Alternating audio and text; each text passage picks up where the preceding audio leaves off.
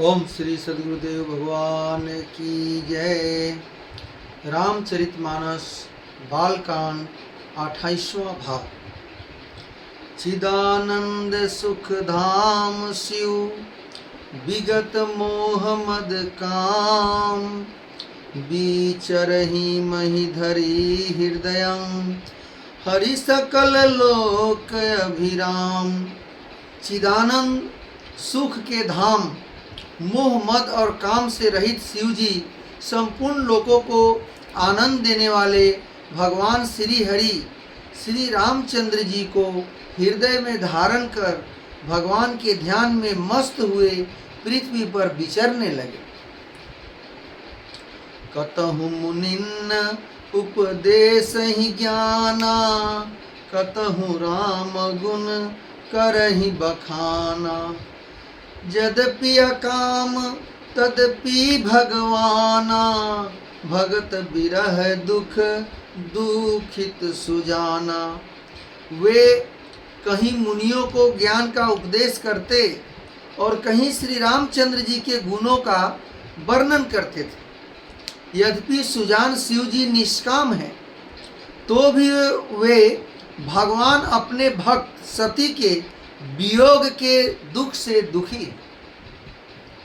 यही विधि गयऊं कालू बहु बीती, नित नय होई राम पद प्रीति। नेमु प्रेमु शंकर कर देखा, अबिचल हृदय भगति कै रेखा। इस प्रकार बहुत समय बीत गया। श्री रामचंद्र जी के चरणों में नित नई प्रीति हो रही है। शिव जी के कठोर नियम, अनन्य प्रेम और उनके हृदय में भक्ति की अटल टेक को जब श्री रामचंद्र जी ने देखा, प्रगटे राम कृतज्ञ कृपाला, रूपशील निधि तेज विशाला। बहु प्रकार शंकर ही सराहा, तुम बिन अस व्रतु को निर्वाहा। तब कृतज्ञ उपकार मानने वाले कृपालु, रूप और शील के भंडार, महान तेज पुंज भगवान श्री रामचंद्र जी प्रकट हुए। उन्होंने बहुत तरह से शिव जी की सराहना की और कहा कि आपके बिना ऐसा कठिन व्रत कौन निभा सकता है। बहुविधि राम शिव ही समुझावा, पार्वती कर जन्म सुनावा। अति पुनीत गिरिजा कै करनी, बिस्तर सहित कृपा निधि बरनी। श्री रामचंद्र जी ने बहुत प्रकार से शिव जी को समझाया और पार्वती जी का जन्म सुनाया। कृपा निधान श्री रामचंद्र जी ने विस्तार पूर्वक पार्वती जी की अत्यंत पवित्र करने का वर्णन किया। अब बिनती मम सुनहु शिव, जो मो पर निज नेहु। जाई विवाह हो शैल जी, यह मोहि मांगे देहु। फिर उन्होंने शिव जी से कहा, हे शिव जी, यदि मुझ पर आपका स्नेह है तो अब आप मेरी विनती सुनिए। मुझे यह मांगे दीजिए कि आप जाकर पार्वती जी के साथ विवाह कर लेंगे। कह शिव यद्यपि उचित अस नाही, नाथ बचन पुनि मेटि न जाहि। सिर धरि आयसु करिय तुम्हारा, परम धर्म यह नाथ हमारा। शिव जी ने कहा, यद्यपि ऐसा उचित नहीं है, परंतु स्वामी की बात भी मेटी नहीं जा सकती। हे नाथ, मेरा यही परम धर्म है कि मैं आपकी आज्ञा को सिर पर रखकर उसका पालन करूं। मातु पिता गुरु प्रभु कै बानी, बिनहि विचार करिय शुभ जानी। तुम सब भांति परम हितकारी, आज्ञा सिर पर नाथ तुम्हारी।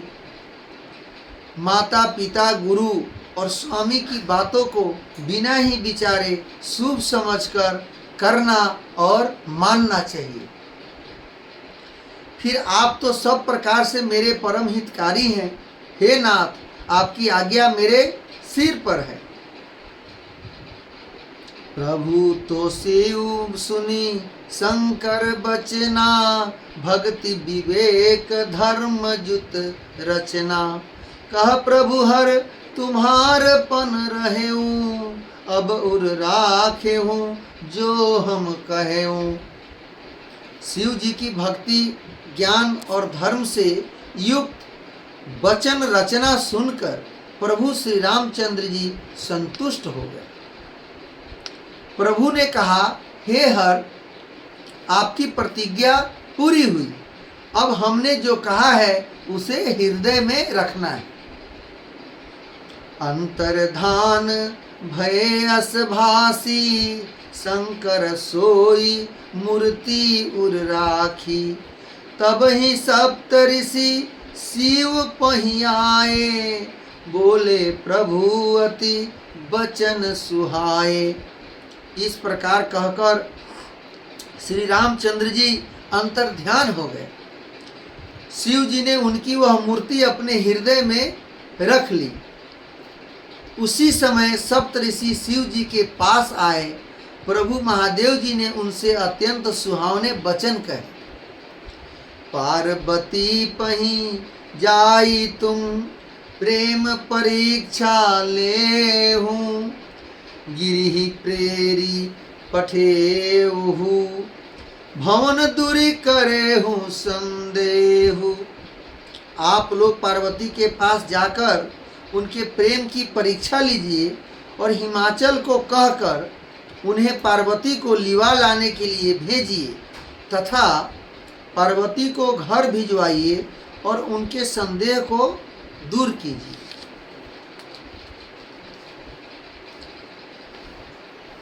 गिरीशन गौरी देखी तह कैसी, मूर्तिमंत तपस्या जैसी।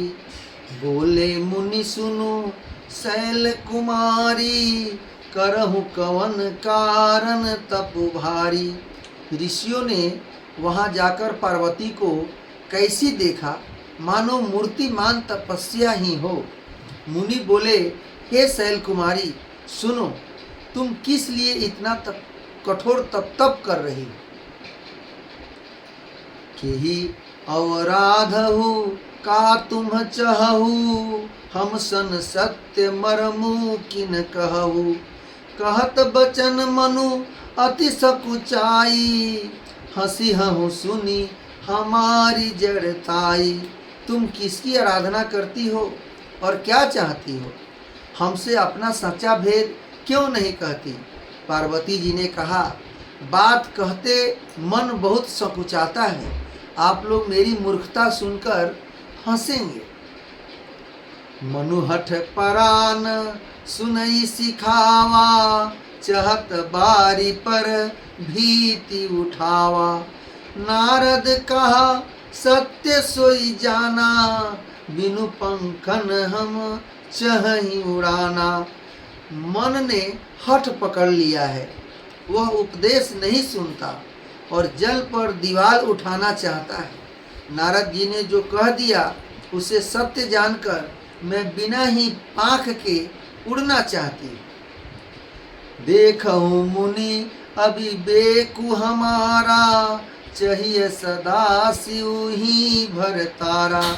हे मुनियों, आप मेरा अज्ञान तो देखिए कि मैं सदा शिव जी को ही पति बनाना चाहती हूँ। सुनत बचन बीर से ऋषय, गिरि संभवतः तव देह। नारद कर उपदेश सुनी, कहूँ बसे की सुगे। पार्वती जी की बात सुनते ही ऋषि लोग हंस पड़े और बोले, तुम्हारा शरीर पर्वत से ही तो उत्पन्न हुआ है। भला कहो तो नारद का उपदेश सुनकर आज तक किसका घर बसा है। दक्ष सुतन उपदेश नहीं जाई, तिन्ह फिर भवनु न देखा आई। चित्र केतु कर घर उन घाला, कनक कसी पुकर पुनिय सहाला। उन्होंने जाकर दक्ष के पुत्रों को उपदेश दिया था, जिससे उन्होंने फिर लौटकर घर का मुंह भी नहीं देखा। चित्रकेतु के घर को नारद ने ही चौपट कर दिया। फिर यही हाल हिरण्यकश्यप का हुआ। नारद सिख जे सुनहि नर नारी, अवसी हो ही तजी भवनु भिखारी। मन कपटी तन सज्जन चिन्हा, आपु सरीस सब ही चह किन्हा। जो स्त्री पुरुष नारद की सीख सुनते हैं वे घर बार छोड़कर अवश्य ही भिखारी हो जाते हैं। उनका मन तो कपटी है, शरीर पर सज्जनों के चिन्ह हैं, वे सभी को अपने समान बनाना चाहते हैं। तेहि के बचन मानी विश्वासा, तुम चाहु पति सहज उदासा। निर्गुण नीलज कुबेश कपाली, अकुल अगेह दिगंबर ब्याली। उनके वचनों पर विश्वास मानकर तुम ऐसा पति चाहती हो जो स्वभाव से ही उदासीन, गुणहीन, निर्लज, बुरे भेष वाला, नर कपालों की माला पहनने वाला, कुलहीन, बिना घर बार का नंगा, शरीर पर सांपों को लपेटे रखने वाला है, ऐसा पति तुम चाहती हो। कहु कवन सुखु अस बरु पाए, भल बिलीहु ठग के बौराए। पंच कहे स्यु सती विवाही, पुनियव डेरी मराए नितारी। ऐसे बर के मिलने से कहो तुम्हें क्या सुख होगा। तुम उस ठग नारद के बकवासों में आकर खूब भूली। पहले पंचों के कहने से शिव ने सती से विवाह किया था, परंतु फिर उसे त्याग कर मरवा डाला। अब सुख सोवत सोचु नहीं, भीख मांगी भव खाही। सहजय का किन्ह के भवन, कबहु की नारी खटाही। अब शिव को कोई चिंता नहीं रही, भीख मांगकर खा लेते हैं और सुख से सोते हैं। ऐसे स्वभाव से ही अकेले रहने वालों के घर भी भला क्या कभी स्त्रियां टिक सकती है। अजहु मानहु कहा हमारा, हम तुम कहूँ बरु नीक विचारा। अति सुंदर सुचि सुखद सुशीला, गावहि वेद जासु जस लीला। अब भी हमारा कहा मान लो, हमने तुम्हारे लिए अच्छा वर विचारा है, ढूंढ के रखा है। वह बहुत ही सुंदर, पवित्र, सुखदायक और सुशील है, जिसका यश और लीला वेद गाते हैं। दूषण रहित सकल गुण राशि, श्रीपति पूर्व वैकुंठ निवासी। असबरु तुम हहीं मिलाउब आनी, सुनत बिहसी कह बचन भवानी। वह दोषों से रहित, सारे सद्गुणों की राशि, लक्ष्मी का स्वामी और वैकुंठपुरी का रहने वाला है। हम ऐसे वर को लाकर तुमसे मिला देंगे। यह सुनते ही पार्वती जी हंस कर बोली, सत्य कहेहु गिरिभव तनु येहा, हठ न छूट छूटे बरु देहा। कनकौ पुनि पसान ते होई, जारे हो सहजुन परिहर सोहु। अब पार्वती जी कह रही हैं कि आपने यह सत्य ही कहा कि मेरा यह शरीर पर्वत से उत्पन्न हुआ है, इसलिए हठ नहीं छूटेगा। शरीर भले ही छूट जाए, लेकिन मेरा हठ नहीं छूटेगा। सोना भी पत्थर से ही उत्पन्न होता है, सो वह जलाए जाने पर भी अपने स्वभाव स्वनत्व को नहीं छोड़ता है। नारद बचन न मैं परिहरऊँ बसऊ भवनु उजरऊ नहीं डरऊँ। गुरु के बचन प्रतीत न जेहि सपने हु सुगमन सुख सिद्धि तेहि। अतः मैं नारद जी के वचनों को नहीं छोड़ सकती, नहीं छोड़ूंगी। चाहे घर बसे या उजड़े, इससे मैं नहीं डरती। जिसको गुरु के वचनों में विश्वास नहीं है, उसको सुख और सिद्धि स्वप्न में भी सुगम नहीं होता। इसलिए गुरु के वचनों में कोई मीन में नहीं होना चाहिए। जो वचन है उसका ही आदर मानना चाहिए। महादेव अवगुण भवन विष्णु सकल गुण धाम। जेहि कर मनोरम जाहि सन तेहि तेहि सन काम। माना कि महादेव जी अवगुणों के भवन हैं और विष्णु समस्त सद्गुणों के धाम है। पर जिसका मन जिसमें रम गया, उसको तो उसी में काम है।